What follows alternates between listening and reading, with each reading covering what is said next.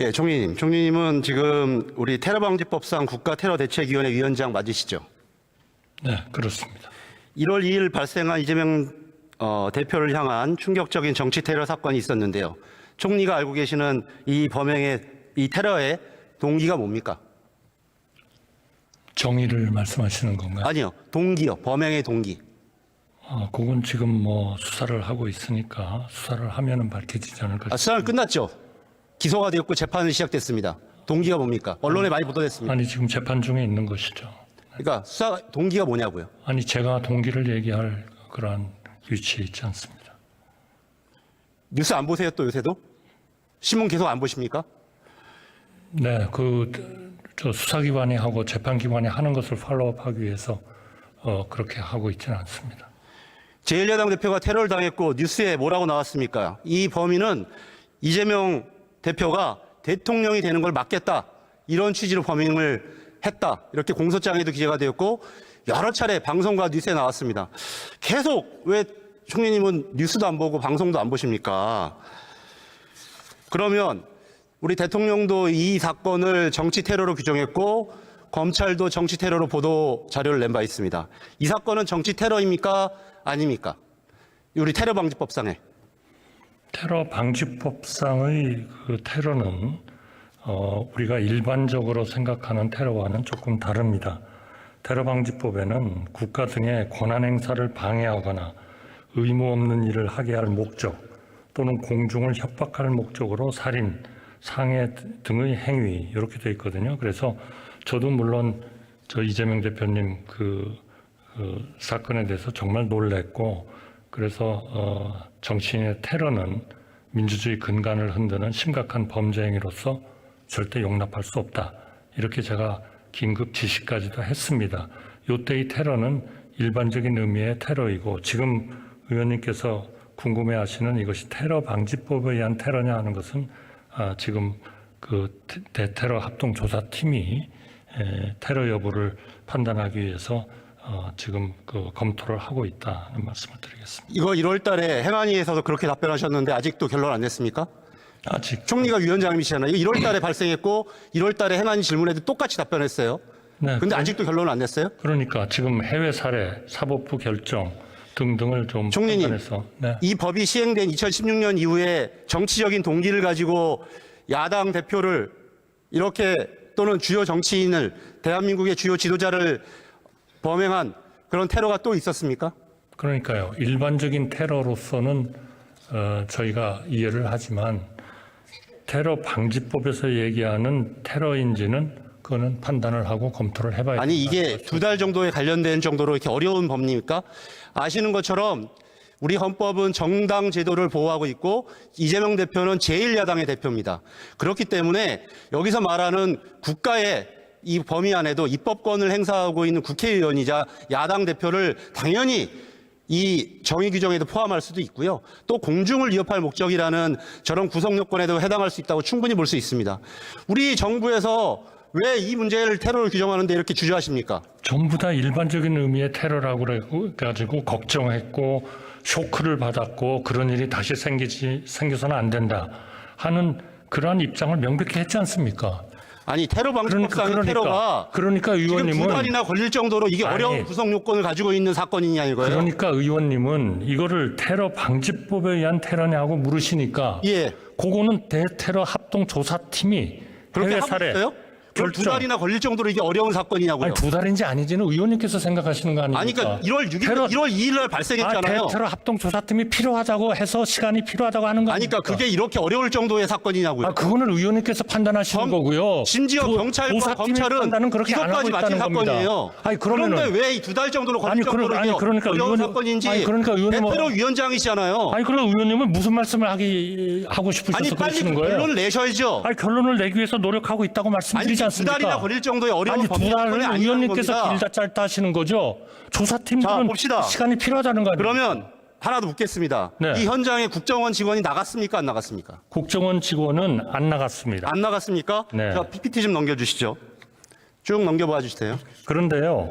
PPT 세 번째 좀 넘겨봐 국정원 주세요. 국가정보원은 저기 보시면 잠깐만요. 행안위 질문에 김혁수 센터장은 현장에 나갔다고 답했습니다. 아니 제가 잠깐 전문의 답변에서 똑같은 사람은 확인을 해봐야 된다고 했습니다. 똑같은 사람이 아니, 나갔습니까? 안 나갔습니까? 안 나갔습니까? 대테러 국정원 직원으로서는 출동을 안 했고 국가정보원의 대테러 합동조사팀을 편성을 해서 현장에 출동시켜서 초동조사를 실시했습니다. 초동조사는 언제 대테러 했습니까? 합동조사팀에는 초동조사는 언제 했습니까? 제가 지금 말씀드리고 있지 아니, 않습니까? 그러니까 언제 의원님. 했습니까? 대테러 합동조사팀이 현장에 출동해가지고 초동조사를 그 조사가 실시했다니까요. 언제 이루어졌냐고요? 글쎄요. 제가 보기에는 이 사건이 일어났을 때 상당히 빨리 했을 것 같은데요. 정확한 일정은 제가 확인해서 저희가 말씀드리겠습니다. 대책위원회에서 여러 차례 기자회견도 했고 현재 총리는 이 테러 대책위원회 위원장이세요. 그렇기 때문에 정확히 답변을 하셔야죠. 그 사건 당시에 국정원 직원이 있었습니까? 아니면 사건이 끝나고 나간 겁니까? 그러니까 제가 지금 몇 번을 말씀드리려고 하는데 왜 답변을 아니, 그러니까 막으세요? 날짜를 정확하게 이거는 의원님 시간을 잡아먹는 것도 아니지 그러니까 정확하게 않습니까? 얘기해 주십시오. 그러니까 그 날짜는 제가 확인을 해서 말씀드릴게요. 국가정보원의 대테러 합동조사팀을 편성해서 현장에 출동했고 대테러 합동조사팀에는 국정원 직원이 포함되어 있었습니다. 그 이외에 별도의 국정원 직원은 출동하지 않은 것으로 알고 있습니다. 아니, 그러니까 그게 언제 나갔냐고요? 그러니까 그거는 제가 확인해서 말씀드린다고 그러잖아요. 아니, 총리는 지금 2달이나 벌어진 사건이고 제가 말씀드렸던 것처럼 제1야당 대표가 백주 대낮에 테러를 당했는데 언제 조사팀이 나갔는지도 확인하지 않고 지금 대정부 질문에 오신 거예요? 지금 일정은 1월 2일 계속 날 묻겠습니다. 1월 2일 네 번째 띄워주시죠. 답변도 안 들으시고 그냥 질문을 하시네요. 아니, 지금 답변 자체가 매우 불성실하고 전혀 의미 없는 답변을 하고 계신 겁니다. 전혀 네 번째 띄워주세요. 전혀 의미 없는 질문을 하시기 때문에 그렇습니다. 자, 보시면 물청소를 하는 장면입니다. 이재명 대표는 10시 27분에 이 테러를 당했고 11시 5분경 병원으로 이송됐습니다. 저거는 불과 27분에 테러를 당했고 불과 38분 후인 11시 5분에 저렇게 물청소를 합니다. 병원으로 출발한 후에. 총리, 저 물청소를 지시한 사람이 총리입니까? 국정원 직원입니까? 경찰서장입니까? 누굽니까? 이거는 경찰이 독자적으로 현장에서 이미 그 사건에 대한 충분한 증거를 확보하였고 또 다중이 이용하는 장소이기 때문에 특별히 증거를 확보할 그러한 필요성이 없었다고 판단했기 때문에 현장을 정리한 겁니다. 자, 그 사건 일지 좀 한번 올려주세요. 그리고요. 사건 일지 좀 한번 올려주십시오. 그리고 아까 대테러 합동조사팀은 1월 2일 날 현장에 출동했습니다. 1월 2일 몇 시입니까? 사건 직후입니까? 아니면 현장입니까? 그러면 시간까지 필요하시면 예. 제가 정리해 드릴게요. 공식적으로 답변해 주십시오. 알아서 말씀드릴게요. 일지 좀 올려주세요. 조금 보시는 것처럼 그 청소를 할 시간은 이미 이송 중에 있던 시간입니다. 즉 이재명 대표가 생명이 위독한지 이 사건이 살인 사건이 될지 살인 미수가 될지 상해 사건이 될지 확인도 안 될 때였습니다. 그리고 그 사람을 현장에서 잡았을 뿐이지 그 사람이 북한의 공작원인지 배우가 누군지 공범이 있는지 어떤 사건인지 알 수도 없을 때 이게 우리 법령에 따른 증거 보존 법칙이라든지 이런 거에 맞다고 생각하십니까? 저는 의원님이 너무 나가시는 것 같아요. 왜 이렇게 이런 정말 국민적인 시각에서는 정말 유감스럽고 쇼킹한 이런 사건을 왜 자꾸 무슨 누가 음모를 해가지고 했다고 국민들한테 그런 인상을 주려고 하시는지 저는 이해가 안 됩니다. 경찰이 아니, 총리 생각을 해보세요. 제가 답변할게요. 테러를 당했는데 병원을 가고 있는 앰뷸런스에 있고 이분이 죽을지 어떤 형태를 대할지도 모르는데 먼저 경찰들이 거길 청소합니까? 공범이 있었으면 어떡하고 이 사람이 만약에 북한의 공작원이었으면 어떡할 뻔했어요? 자, 그러니까요. 그 사람을 현장에서 잡았잖아요. 잡았으면 무조건 다 치우는 게 아니라고요. 그러면 현장에서 자, PPT 보시죠. 현장에서 잡았으면 길가에 서가지고 취조합니까? 아니 그 사람은 데려가고 현장은 보존하는 게 저 PPT 보여주세요. 저게 경찰청의 범죄 수사의 규칙입니다. 현장에 도착도 안 했어요. 그 경찰서에 가지도 않았고 병원에 도착도 안 한 상태에서 이 사건을 갖다가 지우기 위해서 청소부터 하는 게 합리적이라고 생각하세요? 총리께서는? 지우기 위해서 했다는 것은 완전 가짜 뉴스를 지금 말씀하고 계십니다. 병원도 도착하지 않았다니까요. 그 당시에는 이재명 대표가. 보세요. 다수인이 목격한 범행 현장에서 근데 이 사람이 피의자를 즉시 공범이 있는지 체포하면서 배우가 있는지도 몰라요. 그 당시에는. 그건 너무 나가시는 거예요. 너무 나가요. 경찰이 아니 이 사람을 잡았을 뿐이지 이 사람에 대해서 그 38분 사이에 다 조사가 끝났습니까? 경찰이 얼마나 이런 수사적인 편의성 그리고 필요한 거를 판단해서 했겠습니까? 그러면 우리나라 지금 우리 법령을 어겼기 때문에 고발도 했지만 만약 의원님 그러시면 아니 총리께서 생각하시기에 범인만 잡으면 거기 현장을 다 치우는 게 우리 규칙이에요? 아니라는 것을 다시 한번 확인시켜 드리고요. 경찰이 그렇게 판단을 하고 현장에서 그 부분은 저희들이 혈흔이 묻은 거사하고 수건 등 피해자 범행 명확히 하겠습니다. 다 확보했고 이런 거 아닙니까? 그래서 사건 현장에 있던 경찰서장이 참모들과 협의해가지고 사건 현장에 다중이 이용하는 장소니까 혈흔 자국을 그대로 두기 곤란하다 판단해서 현장을 정리하기로 결정했습니다. 문제가 있으면 제기하세요. 경찰 규칙이 의원님, 보존해야 되는. 의원님 문제가 있으면 제기하세요. 예?